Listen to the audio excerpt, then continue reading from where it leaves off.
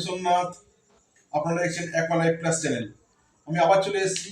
আজকের টপিক হচ্ছে অ্যাঞ্জেল মাছের ব্রিডিং করা। সবাই বলে অ্যাঞ্জেল মাছের ব্রিডিং করা খুব শক্ত। আদৌ না, কিছু মেনটেন্স করলে নিশ্চয়ই হবে। অ্যাঞ্জেল মাছের ব্রিডিং করা খুব সোজা। তো আমি যেভাবে বলবো সেভাবে আপনারা ফলো করুন, নিশ্চয়ই হবে।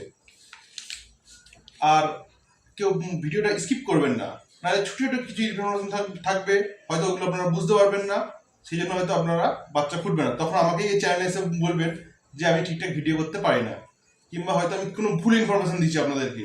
সেই জন্য আপনারা দেখুন আর স্কিপ করবেন না। মাছের ছেলে ও মেয়ে ছেলেটা খুব টিপিক্যাল, এইটা হচ্ছে আপনাদেরকে খুব ভালো করে চিনতে হবে। এবার কিন্তু আদৌ এটা চেনা সম্ভব হয় না, অনেক অনেক রকম টেকনিক দেখায়, সেখানে কিন্তু অনেক সময় ভুল হয়ে থাকে। সেই জন্য আমাদের কি করা উচিত, এক জায়গায় একটা বড় স্পেস দিয়ে গোটা 30টা অ্যাঞ্জেল মাছ ছেড়ে দিন। ওখানে নিশ্চয়ই 30টা মাছের মধ্যে ছেলে মেয়ে মাছ কিছু হলেও বেরোবে। আর সেখানে হচ্ছে অ্যাঞ্জেল মাছকে জবরদস্তি জোর দিলে এরা জোড়া হয়ে থাকে না। সে অর্থে এদেরকে নিজেদেরকে জোরে চয়েস করার একটা অপশন দিতে হয়। আর নিজেদেরকে যদি এদের জোড়া দেওয়ার অপশনটা যদি দেওয়া হয়, তো এরা খুব ভালো বাচ্চা ফোটায়, খুব ভালো বাচ্চা ফোটায়। আর 90% টাইম দেখা গেছে যারা নিজেরা একা জোড়া চয়েস করেছে তাদের 99.9% ডিম ফার্টাইল হয়েছে। সেই অর্থে আমি সবসময় সাজেস্ট করবো যে আপনারা ডিমটাকে যদি ভালো ফার্টাইল করে, সেই জন্য আপনারা ওদেরকে জোড়াটা চয়েস করতে দিন। আর যখন জোড়া চয়েস করবে দেখবেন কিছুদিন পর দেখবেন যে যার জোড়া নিয়ে আলাদা হয়ে গেছে। যেমন অন্য মাছ, যেমন ওই দুটো মাছ একটা আলাদা হয়ে রয়েছে, দেখবেন মাছটা মেয়ে মাছটা ডিম চলে এসছে আর ছেলে মাছটা রয়েছে। অন্য কোনো মাছ যখন ওদের কাছে যাবে দেখবেন ওরা তাড়া করছে, তখন কি করবেন, তখনই বুঝবেন যে হ্যাঁ এরা দুটো জোড়া। ওই দুটো জোড়াকে তখন আপনাকে তুলে দিতে হবে।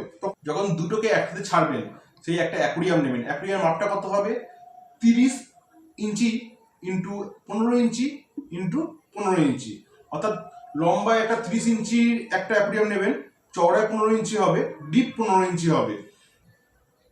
এবং তখন একটা চেষ্টা করবেন ভেতরে 1 গিট লেয়ার লাল মোটা বালি ভালো করে ধোবেন। ভালো করে ধোয়ার পরে সেটা একটা লেয়ার দিয়ে দেবেন। লেয়ারটা দেওয়ার পরে একটা অ্যামাজন সুট গাছ পাওয়া যায়, আপনারা হয়তো দেখে থাকবেন, যেটা কিনতেও পাওয়া যায় দোকানে, এটা কিনে নেবেন। ওটা দিয়ে দেবেন। দেওয়ার পরে অ্যামাজন সুটটা গাছটা ঠিক গাছ একটা মিড পোর্শন করে লাগাবেন। আর ওই অ্যাকুরিয়ামে একটা কোনার দিকে, আদার্স কোনো একটা কোনায় একটা ভার, যেমন দইয়ের ভার হতে পারে, কিংবা কোনো ভার ভালো করে ধোবেন। ধুয়ে ওইটা ওখানে দেবেন। দেওয়ার ফলে দেখবেন ওরা কিন্তু ওই গাছের পাতাতে হয়তো ওই আপনার যে ভাতটা দিয়েছেন ওর মধ্যে ডিম পাড়ছে।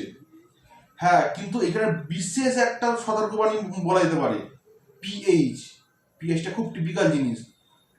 পিএইচ নিয়ে ভবিষ্যতে আমার ভিডিও আসবে আরও, কিন্তু অ্যাঞ্জেল মাছের 6.5 এই হচ্ছে জলে পিএইচ হওয়া দরকার, না হলে একটা বাচ্চাও ফুটবে না, গ্যারেন্টি আমি দেবো। আর যদি জলের আপনার যদি জলের টেম্পারেচার আর পিএইচ যদি অ্যাকুরেট রাখতে পারেন, গ্যারেন্টি আমি বাচ্চা ফুটবেই। এবার তাহলে যখন জলের টেম্পারেচারের কথা এলো, টেম্পারেচার কত হওয়া উচিত, 29 ডিগ্রি থেকে 32 ডিগ্রি সেলসিয়াসের ভেতরে। 29 ডিগ্রি নিচে হলেও হবে না, 32 ডিগ্রি ওপরে হলেও হবে না।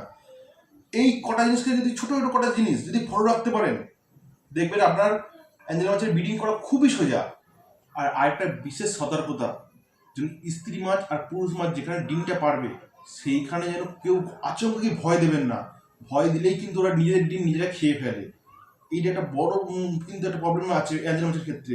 সে অর্থে আপনারা যখনই ওদের ডিম পাড়া হয়ে যাবে মাছ দুটোর, তখন আস্তে আস্তে মাছ দুটো তুলে নেবেন যাতে ডিমে কোনো আঘাত না লাগে। তারপরে আপনারা ওখানে ওই যে পাতাটার তলায় কিংবা যে হাইটের কাছে যে ডিম পেরেছে সেইখানে একটা এয়ার স্টোন, যেগুলো বাবলস ওঠে, ওই এয়ার স্টোনটা খুব আস্তে, যেন জলে স্রোত থাকবে কিন্তু জোরে নয়, ডিমগুলো ছাড়িয়ে না বলে উঠে চলে যায়। কেন অ্যাঞ্জেল মাছ ডিম পাড়ে হচ্ছে এইরকম পাতা থাকলে, পাতার কাছে ছোটো ছোটো অসংখ্য সাবুদানা বলা ভুল, পোস্তদানার মতো, একটা পোস্তদানার মতো দেখবেন অনেক সাজিয়ে দিয়েছে। সে অর্থে ওইগুলো ছাড়িয়ে যেন উঠে না যায়। আর এর থেকে 3-4 দিন পরে ডিম বা ফুটে নর্মালি বাচ্চা বেরিয়ে যায়। কিন্তু বাচ্চা বেরোনোর পরে কিন্তু কিছু খাবে না, কিন্তু এরা আপনাকে ভুল কিছু দেবেন না। তখন দেবেন ডাফনিয়া, ব্রাইন সিড, এগুলো খাওয়াবেন। আর ডাবনিয়ার কালচার কীভাবে তৈরি করতে হয় নেক্সট টাইম চ্যানেলে নিশ্চয়ই ভিডিও আসবে, যেহেতু মাছের এখানে ডাবনিয়ার কথা উঠছে, ডাবনিয়ার কালচার তৈরি করার ভিডিও আমি দিয়ে দেবো। আর এরা তার থেকে একটু বড় হয়ে গেলে মোটামুটি 15 দিনের মাথায় এদেরকে কেঁচো খাওয়ানো যেতে পারে। তখন দেখবেন একটু কেঁচোটাকে ওরা যেমন একটু একটু খাচ্ছে, আর তার থেকে বড় কথা হচ্ছে এরা ব্রাইন কিংবা ডাফনিয়া খেলে খুব দ্রুত বড় হয়, যেটা আর্টিফিশিয়াল খাবারে করতে পারে না। আর্টিফিশিয়াল খাবারে এই এই পরিমাণ বড় করতেই অন্তত 1 মাস নেয়। আর যে লাইভ ফুডের যে প্রোটিন আর্টিফিশিয়াল খাবারে সেটা দিতে পারে না, কেন আর্টিফিশিয়াল খাবারে নানা রকম সিনথেটিক পদার্থ ইউজ হয়। সেক্ষেত্রে আপনার আর্টিফিশিয়াল খাবার থেকে দূরে থাকুন, ডাবনিয়া চেষ্টা করুন।